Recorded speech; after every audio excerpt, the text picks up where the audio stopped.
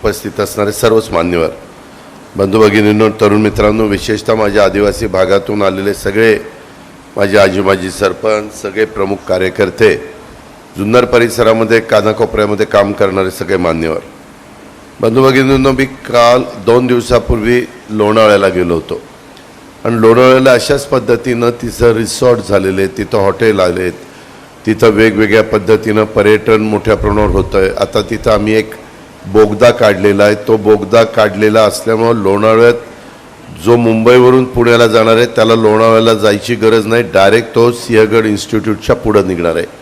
आता लोणावळ्यामध्ये जो पर्यटक जाणार आहे तो फक्त पर्यटनाच्या करता आलेलाच पर्यटक जाणार आहे आणि म्हणून तिथं ज्या काही गोष्टी पाहिजेत त्याच्याबद्दलची मी चर्चा केली आणि त्याच्यात पुढं जायचं ठरवलं.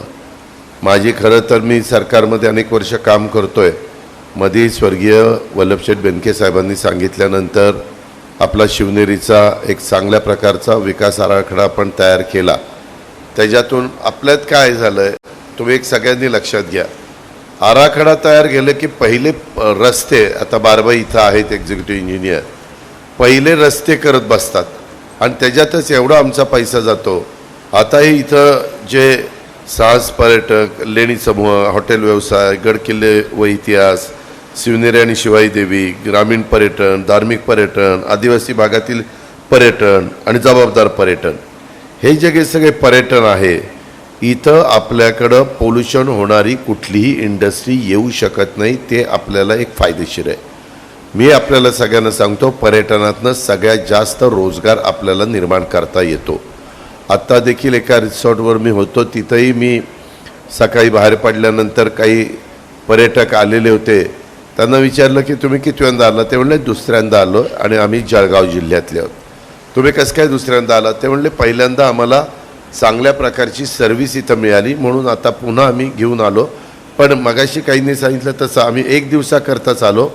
आम्ही लेण्याद्री वगैरे भागात जाणारे, दर्शन घेणारे आणि निघून जाणारे. त्याच्यामुळं इथं आल्यानंतर किमान त्यांना 2-3 दिवस भटकती करता यावी, तिथं फिरता यावं, मगाशी सांगितलं तसं सुरक्षित असावं. इथं डिवाइस पी आलेत का? डिवाइस किंवा PI कुणी आहे का? तो बहुतेक बाहेर असतील सिक्युरिटी करता. त्यांना त्याच्यामध्ये पारभाई त्याच्यात काहीतरी 2 का 3 जुन्या ब्रिटिशकालीन चौक्या होत्या. त्या बघा कुठं होत्या, काय होत्या. आपण अतिशय तशाच पद्धतीचा तिथला स्टोन वापरून तशा प्रकारच्या चौक्या करू. कारण उद्याच्याला पर्यटक येत असताना इथं बिबट्याची भय आहेच. बिबट्याच्याबद्दल आम्ही लक्ष घातलं. काही बिबटे आत्ता वनविभागाचं कोण आहे? आता किती बिबटे आपण पाठवले? मध्ये 10 बिबटे पाठवले. ते गुजरातमध्ये पाठवले ना. तर तिकडं एकाशी बोलणं झालं होतं. त्यांनी बरेच प्राणी तिथं ठेवलेले आहेत. त्यावेळेस ते म्हणले होते की आमच्याकडे पाठवा म्हणून आपण पाठवले. बाकीच्याही बिबट्यांच्या बद्दलची आणि पिंजरे वगैरे त्या सगळ्याला निधी मी तुम्हाला दिलेला आहे. काही गाड्यांना दिला आहे. काय पाहिजे ते. माझ्या इथल्या एकाही व्यक्तीला त्याचा जीव बिबट्यापायी, मुलाचा, मुलीचा, महिलेचा, पुरुषाचा जाता कामा नये याबद्दलची खबरदारी माझ्या वन विभागाने घ्यावी. अजून काही वन विभागाला पाहिजे असेल तर माझी द्यायची सरकार म्हणून तयारी आहे. त्या प्रकारे मी आता अतुल आणि तुम्ही मोहितेंचे तुम्ही मोहित्यांना ज्युनियर काय सातपुतेंच्या हाताखाली, मोहितेन सातपुतेची रँक एकच. हां, तुम्ही कधीतरी एखादी गाडी घेऊन बारामतीला, मी तिथं फॉरेस्टमध्ये बरंच काही त्या ठिकाणी केलं आहे. झाडं लावली, तिथं तलाव होतो, तो तलाव डेव्हलप केला, तिथं बोटिंग केलं आहे. तुम्हाला आश्चर्य वाटेल, हे वर्षभरातच काम केलं. तिथं पूर्वी कधी पक्षी दिसायचे नाही, आता सकाळी फिरताना मोरबीर दिसायला लागलेत, इतर पक्षी यायला लागलेत. तलावामध्ये सीझन बदलल्यानंतर बाहेरचे पक्षी येतात, ते पण तिथे यायला लागलेत. सांगायचं तात्पर्य, आपल्याकडं कोकणीची 5 धरणं असल्यामुळं सुरक्षिततेच्या दृष्टिकोनातनं ज्या ज्या गोष्टी करता येतील ते करण्याच्या करता आत्ता पण काही माझ्या सहकारी मित्रांनी शिवसृष्टी किंवा बाकीच्या सगळ्या गोष्टी दाखवल्या. पण त्याला नक्की निधी किती लागणार आहे, लगेच काय आपण निधी देऊ शकत नाही. पण टप्प्याटप्प्याने माझा निधी द्यायची तयारी आहे, तो काही प्रश्न नाही. पण ते मला फायबरमध्ये अजिबात नको, कारण फायबरमध्ये नंतर ते उन्हा पावसात खराब होतं. आता नवीन टेक्नॉलॉजी एवढी निघालेली आहे की त्याच्यामध्ये पर्यावरणाचा पुरेपूर विचार करून त्या सगळ्या गोष्टी झाल्या पाहिजेत. आता मागे देखील छत्रपती शिवाजी महाराजांच्या काळामध्ये ज्या गोष्टी झाल्या ते त्या काळात झाल्या, त्याला कित्येकशे वर्ष झाली, तरी देखील त्याचा मेंटेनन्स आपण केला नाही म्हणून आज अवस्था ती झाली. आता आपल्याला त्याच्यात मदत करायची, पण ते चुना, ते बाकीच्या सगळ्या ज्या काही गोष्टी असतात, गूळ असतो, बाकीचं सगळं असतं, त्या संदर्भामध्ये करणारी माणसं इतकी कमी आहेत. आम्ही जसं रायगडला जास्त पैसे द्यायला तयार आहेत, परंतु कामच उरकत नाही. कारण ती घडाई, तो दगडवर नेणं, ते अमुक करणं तमुक करणं, त्याच्यामुळं तिथं अनेकांना आम्ही मदतीला बोलवतो, परंतु ह्याच्यात काम करणारा वर्ग फार मर्यादित राहिलेला आहे. आणि जे धबधबे आहेत, बारभाई तुम्ही आणि PWD आणि माझं जिल्हा परिषद पण बरोबर घ्या आणि वन विभाग आणि आमचे गावकरी जे सरपंच वगैरे, ते बाबा कुठं पर्यटक आल्यानंतर जाताना त्याला कुठं अडथळा येतो ते एकंदर बघायचं आहे. जे साहस पर्यटन आहे तिथं काही करू नका, ते साहसच आहे, परंतु ज्याच्यातून धबधबे वगैरे बघायला लोक जातात तिथं पण सेफ्टीचा विचार हा काय काय करता येतो, तिथं काय अजून आपण करू शकतो. खूप खूप सुंदर गोष्टी आता करता येतात. आणि मी आत्ता माझ्याकडं काही काळ अजून आचारसंहिता लागायला आहे. मी थोडंसं पर्यटनाच्या निमित्तानं माझ्या जुन्नर तालुक्याला DPCमध्ये पण काही निधी द्यायचा प्रयत्न करतो, जिल्हा परिषदेमधनं पण काही निधी देतो, कारण तिथं एकटाच CEO जिल्हा BDO कोण आहे, BDO जिल्हा परिषदेच्या CEOला माझ्या सूचना जातील त्या पद्धतीनं, पण ते काम क्वालिटीचं झालं पाहिजे. काम दर्जेदार नाही झालं तर मी कुणाची हायगाई करणार नाही, भले ते कुणी माणूस वशिल्याचा आलेला असला तरी देखील मी त्याची हायगाई करणार नाही. बारबाई, तुम्ही माझ्या हाताखाली काम केलं, तुम्हाला माझ्या कामाची क्वालिटीची माहिती आहे. मी 6 वाजता जाऊन साईटवर कामं बघत असतो आणि काम अतिशय सुंदर झालं पाहिजे. थोडा वेळ लागला तरी चालेल, परंतु पूर्णपणे ती वास्तू हेरिटेज वाटली पाहिजे. त्याच्यामध्ये पूर्णपणे पाथवे करत असताना स्टोन वापरला गेला पाहिजे. त्याच्यातनं ते पेवर मला अजिबात चालणार नाही. स्टोन म्हणजे स्टोन, आणि ती दरज भरणं किंवा बाकीचं बाजरी घडाई असेल, जे काही असेल ते त्या पद्धतीनं लोकांना बसायला चांगल्या प्रकारचे बेंचेस, अलीकडे त्याच्यामध्ये पण खूप वेगवेगळ्या हे आलेले आहेत, व्हरायटीज आलेली आहेत, त्या प्रकारे आपण करू. आत्ता माझ्या हातात तो एक निधी आहे, माझ्या हातात DPCचा एक निधी आहे, अजून एक निधी आहे. अतिशय तातडीची जी कामं करणं गरजेचं आहे त्याकरता महावितरणला मी त्यांचा पैसे खर्च करायला लावीन. मगाशी कुणीतरी बोलताना सांगितलं की इतकं मोठं धुकं पडतं की त्याच्यातनं लोकांची गाडी जात असताना मलाही काही लोकांनी सांगितलं, दादा लाईट लावले. पूर्वी आपल्याकडं धुकं जास्त पडायचं त्यावेळेस असे पिवळे का काहीतरी लाईट आपण ॲम्बॅसेडरला लावायचो आणि त्याच्यातनं मार्ग काढत जायचो.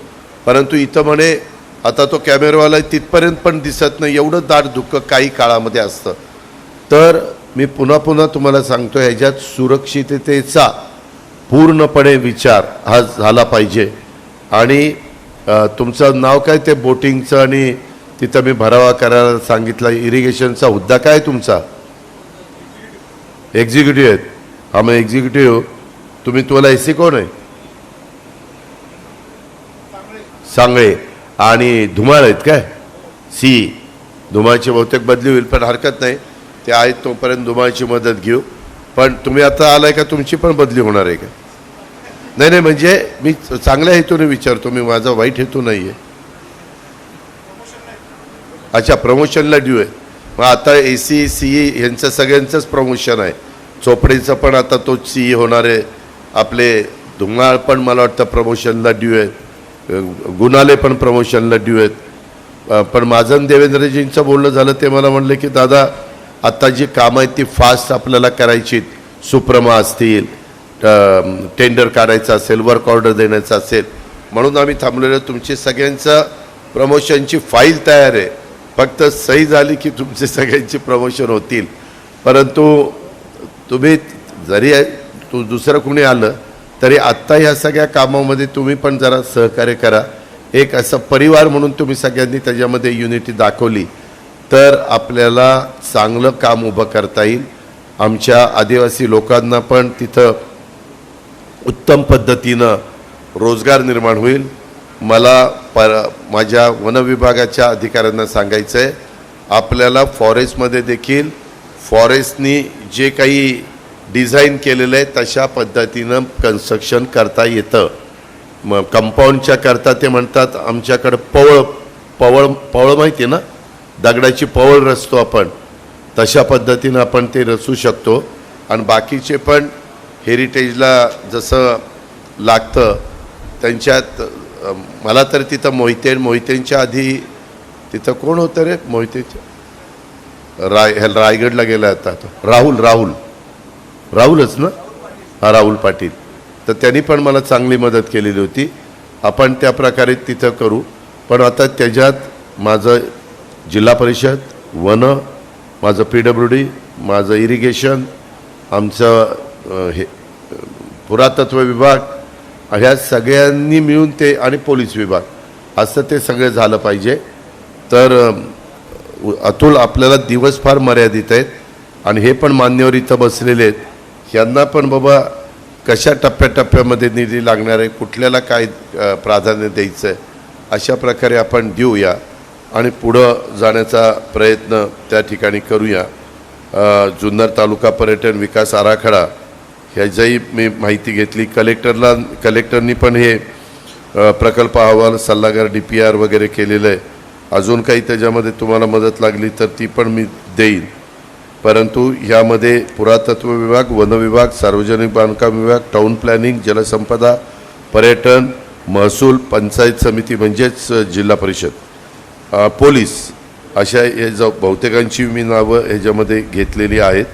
ह्या सगळ्यांची मदत लागेल आणि आपण चांगलं सगळे मिळून, अतुल आणि आम्ही सगळ्यांनीच विकासाच्या दृष्टिकोनातनं पुढं जायचा निर्णय घेतलेला. आणि या ठिकाणी मला सर्व माझ्या आदिवासी भागातले जे सरपंच आहेत, लोकप्रतिनिधी आहेत, मला आपल्याला सगळ्यांना सांगायचं की आपल्या गावात अनेक विकास कामं आपल्याला करायची आहेत.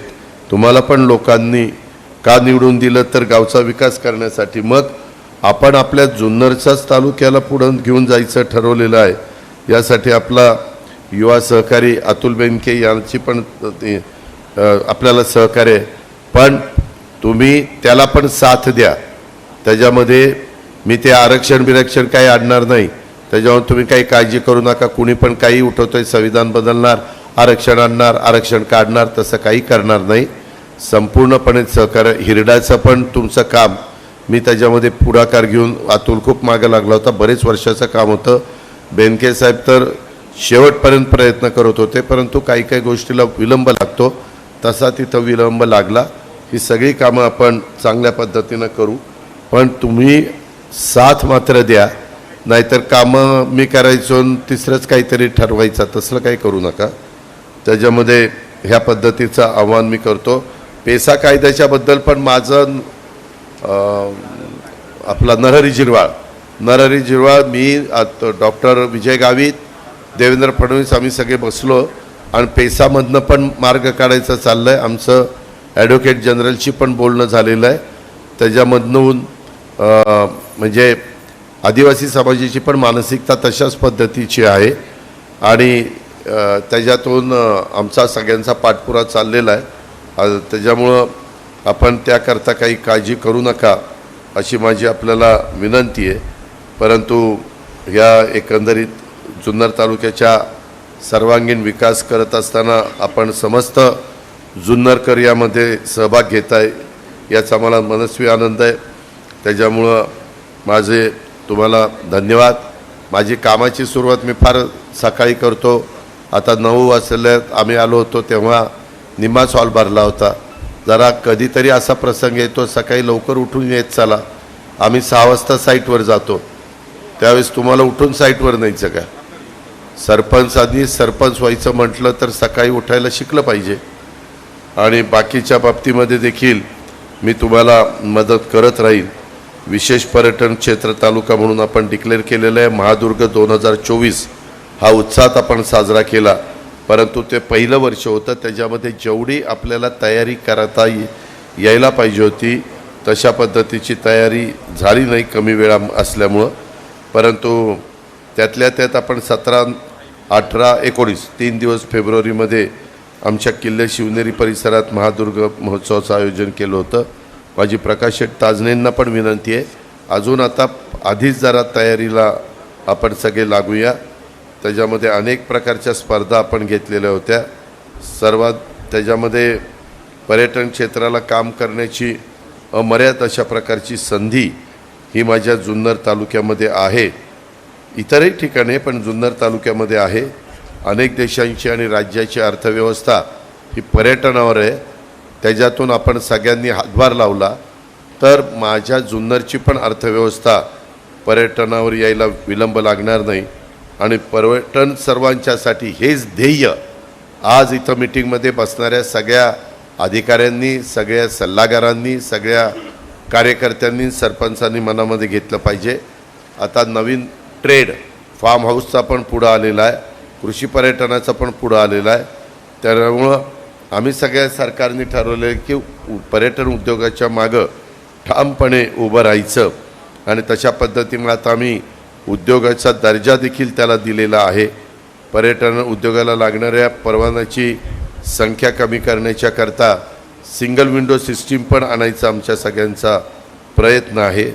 हे पण मला ह्या निमित्तानं तुम्हाला सगळ्यांना सांगायचं आहे. आणि एक चांगली संधी तुम्हाला आलेली आहे, त्या संधीचा आणि त्याच्यामध्ये स्वतः मनापासून अतुल बेनकेनी पण लक्ष घातलेलं आहे. त्याच्यावर त्या संधीचा तुम्ही पुरेपूर फायदा त्या ठिकाणी उठवा. आणि ह्या सगळ्या गोष्टी करण्याच्याकरता मी पण पर्यावरणाचा चाहता आहे. मला पण एन्व्हायरमेंटच्याबद्दल खूप आपलेपण आहे.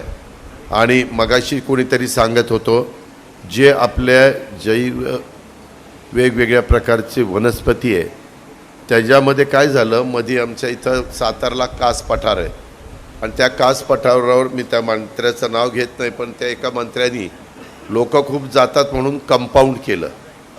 कंपाऊंड केल्यानंतर कास पठार जे फुलायचं तेच बंद झालं. कारण कंपाऊंड केल्यानंतर तिथं आमच्या गायी जायच्या, म्हशी जायच्या, त्यात सरायच्या, त्यांचे त्या ठिकाणी मुतारी म्हणजे हे असेल, ते सगळं गोमूत्र असेल, त्यांचं शेण असेल ते पडायचं, ते सगळं घासलं जायचं. तिथं बाकीचे पक्षी बिक्षी यायचे, ते परागकरणच बंद झालं. आणि त्याच्यामुळे ते आता आम्हाला पुन्हा ते कंपाऊंड काढावं लागतं आहे. आपल्या इथं पर्यटनाच्या दृष्टीनं गोष्टी करत असताना काहीतरी नवीन डोकी चालू नका कंपाऊंड बिंपाऊंड करायचं. जे नॅचरल आहे ते नॅचरलपणा ठेवावाच लागेल, तर ते पुढच्या पिढीला टिकणार आहे. जर उत्साहाच्या भरामध्ये काही पण आपण करतो आणि त्याचा फटका कास पठारावर तर बसलेला, आता ते काढल्यानंतर पुन्हा त्याच्यामध्ये पूर्व परिस्थिती येईल असं वाटतंय. आपल्या इथं पण चांगल्या चांगल्या वनस्पती आहेत, त्याबद्दल आमचं कुणाचंच दुमत नाही. परंतु आपला तो जुन्नरकरांचा ठेवा आहे, तो ठेवा आपण जपला पाहिजे. आणि आपण पण आपली जी काही परंपरा आहे ती पण जपली पाहिजे. मगाशी कोणतरी बोलत असताना झाडं लावणं वगैरे तशा पद्धतीनं मोठ्या NGOज पुढे येतात. तुम्ही जर पुढाकार घेतला, मध्ये मी फॅट कंपनीकडनं एका तालुक्याच्या ठिकाणी 1 कोटी रुपये झाडं लावायला आणली. 1 कोटी रुपये CSR त्यांनी मला दिला. तसं मी तुमच्याकडं पण CSR देईल, परंतु ते झाड नुसतं लावायचं नाही, पुढच्या वर्षी आल्यानंतर ते जगलं पाहिजे. नाहीतर झाड लावल्यावर कुणी तिकडं कुत्रं विचारत नाही, परत त्याला पाणी घालत नाही, काही करत नाही. असं नाही झालं पाहिजे. हे आपली सगळ्यांची जबाबदारी आहे आणि तुम्ही सगळ्यांनी त्याच्यामध्ये साथ द्या. वेळ बराच झालेला आहे, काही मान्यवरांना इथं बोलायचं होतं, त्याच्यामध्ये त्यांनी निवेदन करावं. 11 वाजता माझी सभा कुठं आहे?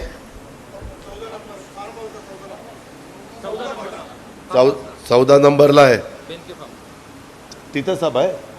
तिथं या, तिथं कागद व्यवस्थित आणा, तुमचं नाव टाका, नंबर मोबाईल नंबर टाका, कुठल्या विभागाशी संबंधित आहे. किंवा माझा एक इथं प्रायव्हेट सेक्रेटरी आहेत. तुम्ही किती जण आहेत? 2 जण आहे. एक माझ्याबरोबर चला, एकाने इथं थांबा, एकाला इथं थांबवतो. इथंच तुमची तुम्हाला जे काही करायचं आहे ते करा. तुमचे सगळ्यांची पत्र गोळा करून तो माझ्याकडे आणेल. आणि आपण काय करू, एकदा हे शेखर नलावडे आहेत काय, दीपक नाईक, दीपकजी, मी आता माझ्या सूचना माझ्या सुहास दिवशीला पण देतो, त्याला पण पर्यटनाची आवड आहे, तर त्या पद्धतीनं आपण पुढे जाऊ. आणि माझा DPCचा जो पर्यटनाला निधी आहे तो थोडासा इकडं कसा जास्तीचा देता येईल हाही मी प्रयत्न करतो. अर्थात तो तुमच्या सगळ्यांच्या प्रोजेक्टच्या दृष्टीनं तुटपुंज आहे, परंतु हे रस्ते बिस्ते ते आता बाकीच्या गोष्टी करतो. तुमचा मला मोठ्या पद्धतीनं त्याला मान्यता द्यावी लागेल. हाय पॉवर कमिटी पुढं नेऊन, जसं मी स्कायवॉक ह्याला केला 350 कोटीचा, त्यात अनेक गोष्टी घेतल्यात. वन विभागाला पण विश्वास देत, लोणावळ्याला. आणि आपण हे करताना छोटे छोटे स्टॉल पण त्याच्यामध्ये देऊ, स्थानिक लोकांना त्या स्टॉलमध्ये विक्री करता आली पाहिजे, स्वच्छतागृह वगैरे अशा पद्धतीनं करू. ठीक आहे, धन्यवाद. दादा